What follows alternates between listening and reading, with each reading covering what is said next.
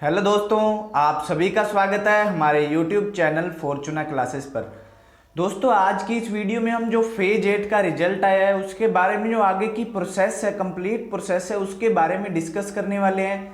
जैसे मैंने जो रिजल्ट आया था उसकी एक वीडियो डाली थी अभी, जब कल रिजल्ट आया था, तो उसमें सभी कैंडिडेट्स के काफ़ी डाउट थे। उन सभी डाउट्स को हम लाइन वाइज क्लियर करेंगे कि उसमें आपको क्या क्या डाउट है और कैसे आपको आगे डॉक्यूमेंट सबमिट करवाने हैं। अगर आपने 2 पोस्ट के लिए फिल किया है तो आपको क्या अलग अलग डॉक्यूमेंट्स भेजने होंगे। और 30 अप्रैल अभी तक जो कि लास्ट डेट दी गई है, उसमें आपका जो राइटअप था रिजल्ट का, और कुछ कैंडिडेट्स को जो रिजल्ट है समझ नहीं आया है, तो हम सबसे पहले उस पर डिस्कस करते हैं कि कट ऑफ का क्या होता है।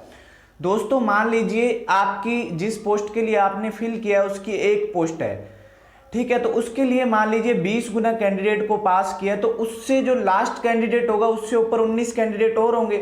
यानी कि जो लास्ट कैंडिडेट है उसके जो मार्क्स होते हैं और जो उसकी डेट ऑफ बर्थ होती है, उसमें आपका डेट ऑफ बर्थ का कोई रोल नहीं है, पर जो वो लास्ट कैंडिडेट है उसकी डेट ऑफ बर्थ और मार्क्स हैं वो वहां पे दिए जाते हैं, वो आपकी कट ऑफ होती है। तो इसमें कोई घबराने वाली जरूरत नहीं है कि इससे ऊपर के डेट ऑफ बर्थ वाले क्लियर होंगे या इसके नीचे के क्लियर होंगे। वो तो एक लास्ट कैंडिडेट है, उससे ऊपर 19 कैंडिडेट और होंगे, तो वो उसकी डेट ऑफ बर्थ और मार्क्स सब कुछ दिया जाता है। ठीक है दोस्तों, तो आपको कट ऑफ का पैटर्न समझ आ गया होगा। अब हम आगे जो डाउट थे वो मैंने नोट आउट कर रखे थे, मैं आपको बता देता हूँ। कट ऑफ होगी, अगर मान लीजिए आपने 2 पोस्ट फिल की हुई है, ठीक है, तो आपको क्या करना है दोस्तों, हर पोस्ट के लिए अलग अलग, क्योंकि आपने हर पोस्ट के लिए फीस भी अलग अलग कटवाई थी, तो हर पोस्ट के लिए आपको अलग अलग से आपका जो कि डॉक्यूमेंट्स है भेजने होंगे। डॉक्यूमेंट्स आपको कैसे भेजने हैं, किस तरीके का आपका परफॉर्मा होगा, कैसे आपको वहां पे नोट करना है, मैं आपको दिखा देता हूं एक बार। दोस्तों, इस तरह का आपको पेपर लेना है, ठीक है, A4 साइज का लिफाफा लेना है इस तरह का। यहाँ पर आपको पोस्ट कैटेगरी कोड आपका जो भी आपकी मान लीजिए ग्रेजुएशन एंड अबव लेवल है, तो यहाँ पे आपको ग्रेजुएशन एंड अबव लेवल ऊपर लिखना है। फिर यहाँ पे आपकी पोस्ट कैटेगरी लिखनी है। उसके बाद में आपको यहाँ पर क्या लिखना है, अपना पोस्ट कोड लिखना है, यहाँ पे पोस्ट नेम लिखना है, ठीक है। ये लिखने के बाद में आपको क्या करना है, यहाँ पे 2 लगा के, और जहां आपको भेजना है, ये आपको यहाँ पे उल्टा शो हो रहा होगा, जहां आपको भेजना है वो आपका रीजनल, ये आपको इधर वाली साइड, जैसे कि जहां आपको भेजना है आपका रीजनल ऑफिसेस का जो भी एड्रेस है वो आपको यहाँ पे फिल होना है। और उसके बाद में फ्रॉम लिख के यहाँ पे नीचे ये आपका किसी की आइडेंटिटी है तो करके ये वाइट पेपर लगाया गया है, आपको इसके ऊपर ही लिखना है फ्रॉम लगा के, और आपका जो कंप्लीट एड्रेस है और मोबाइल नंबर है वो आपको यहाँ पर लिखना है, ठीक है। ये लिफाफा है दोस्तों, इस लिफाफे के अंदर आपको डॉक्यूमेंट्स डालने हैं, बिल्कुल सीधे सीधे डालने हैं, ठीक है।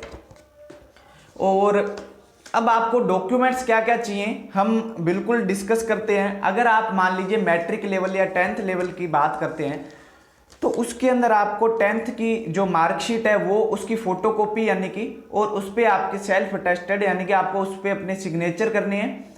और अगर हम बात करते हैं तो आपको अपना कास्ट सर्टिफिकेट बिल्कुल भेजना ही भेजना है। कास्ट सर्टिफिकेट का बहुत ज़्यादा रोल है इसमें।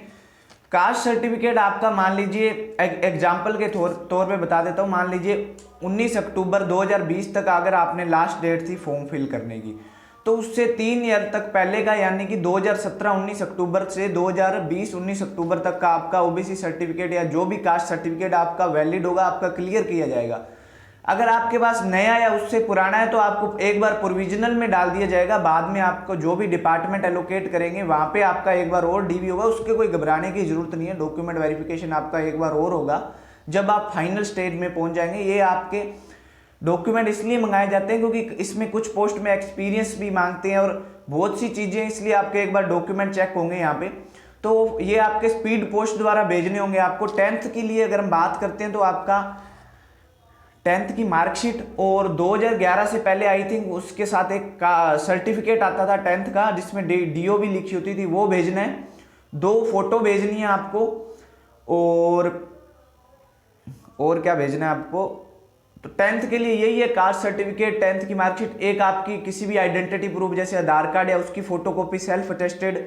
तो ये सभी चीजें आपको क्या है इसमें लिफाफे में डाल के आपको और स्पीड पोस्ट द्वारा आपको जो भी रीजनल ऑफिसेस है अलग अलग पोस्ट के लिए अलग अलग भेजनी है। अगर हम बात करते हैं हायर सेकेंडरी के लिए तो उसमें आपकी 10th की मार्कशीट आएगी, हायर सेकेंडरी की मार्कशीट आएगी, कास्ट सर्टिफिकेट आएगा, आपकी फोटोज आएंगी 2, और जो भी मतलब ऐड होता जाएगा। अगर ग्रेजुएशन की बात करें तो ग्रेजुएशन की मार्कशीट और आपका ग्रेजुएशन का जो भी डिग्री होती है 3 ईयर की जो आपकी डिग्री मिलती है आपको, 3 या 4 साल जो भी आपकी ग्रेजुएशन हुई है उसके बाद में एक डिग्री भी मिलती है आपको, आपकी 3 या 4 सेमेस्टर की या साल की जो भी मार्कशीट होगी उसकी फोटोकॉपी सेल्फ अटेस्टेड, प्लस में आपको अपना जो भी डिग्री है वो भी सेल्फ अटेस्टेड आपको भेजनी है। ठीक है, डॉक्यूमेंट्स की बात होगी। और अगर किसी पोस्ट के लिए एक्सपीरियंस मांगा गया है वो एक्सपीरियंस आपको जो आपने डिटेल्ड नोटिफिकेशन था वहां पे आपकी पोस्ट आप देख सकते हैं कि हमारा एक्सपीरियंस क्या है। मेरे लिए बताना पॉसिबल नहीं है क्योंकि बहुत ज़्यादा पोस्टें है, तो आपका जो भी एक्सपीरियंस होगा आपको वहां पे साथ में मांगा गया है तो आपको भिजवाना जरूरी है आपके डॉक्यूमेंट्स के साथ में। 30 अप्रैल तक आपको जो अभी डेडलाइन दी गई है तो उससे पहले आपको डॉक्यूमेंट्स अपने जल्दी से जल्दी भिजवाने होंगे। और एप्लीकेशन फॉर्म की अगर बात करते हैं तो दोस्तों एप्लीकेशन फॉर्म मैं आपको यहाँ पे शो होगा एसएससी की वेबसाइट पे आपको लॉगिन करके जो नीचे जाएंगे तो फेज 8 लिखा होगा, वहाँ पे प्रिंट का ऑप्शन है। प्रिंट के ऑप्शन पे आपको क्लिक करके जो भी आपका पोस्ट है उसका एप्लीकेशन फॉर्म आपको डाउनलोड करके साथ में भेजना बहुत जरूरी है। एप्लीकेशन फॉर्म के लिए क्लियरली वहाँ पे मेंशन किया गया है कि आपका जिस भी पोस्ट का आपने फॉर्म फिल किया है उसका एप्लीकेशन फॉर्म आपको भेजना ही पड़ेगा। ठीक है, और मार्क्स की बात करें तो दोस्तों कई स्टूडेंट्स को डाउट थे कि इसके मार्क्स पब्लिश होंगे या नहीं होंगे। तो दोस्तों इसके मार्क्स से पब्लिश नहीं किए जाते हैं, फाइनल स्टेज में कर दिए जाए तो कर दिए जाएं, लेकिन अभी की अगर बात करें तो आपके मार्क्स पब्लिश नहीं किए जाएंगे। मार्क्स आपके नॉर्मलाइज्ड है क्योंकि डिफरेंट शिफ्ट्स में आपका क्या होता है, एग्जाम होता है। तो अभी आप एक मोटा मोटा अंदाजा लगा सकते हैं कि आपकी आंसर की के बेस्ड पे कि हमारा जो एग्जाम है और ये इस शिफ्ट को था तो थोड़ा बहुत 2-4 नंबर ऊपर नीचे आप अपने अंदाजे से कर लीजिए, करना है नहीं तो जितने आपके आंसर की में मार्क्स हैं उतने ही मान के चलिए।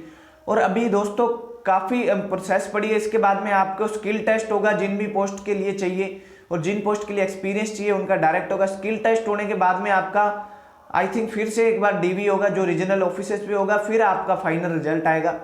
अभी फेज 7 के भी रिजल्ट आने बाकी पड़े हैं फाइनल, और कई तो फेज 7 के स्किल टेस्ट भी बाकी पड़े हैं, तो अभी काफ़ी प्रोसेस पड़ी है। तो आई थिंक मैंने आपके सभी डाउट हैं इस वीडियो में क्लियर कर दिए होंगे। अगर फिर भी आपको कोई डाउट रह जाता तो आप मुझे कमेंट बॉक्स में कमेंट करके पूछ सकते हैं, हमारा टेलीग्राम चैनल ज्वाइन कर सकते हैं, हमें ट्विटर पर भी फॉलो कर सकते हैं। थैंक यू दोस्तों, अभी की वीडियो में सिर्फ इतना ही, मिलते हैं